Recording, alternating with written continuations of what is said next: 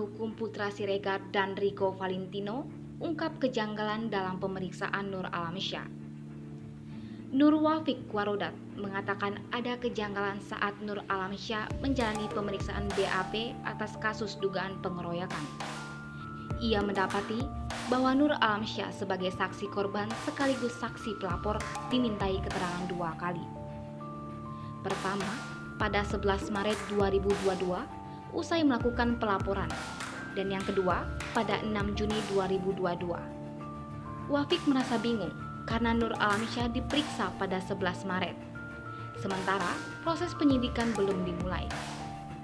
Kemudian, kejanggalan kedua yang didapati oleh Wafik adalah pemeriksaan pada 6 Juni 2022 tidak menyertakan sumpah. Sementara menurutnya, sebelum melakukan BAP, seseorang harus disumpah terlebih dahulu. Sekedar informasi, Nur Alamsyah kembali tak hadir untuk memberikan kesaksian di persidangan PN Jakarta Selatan hari ini.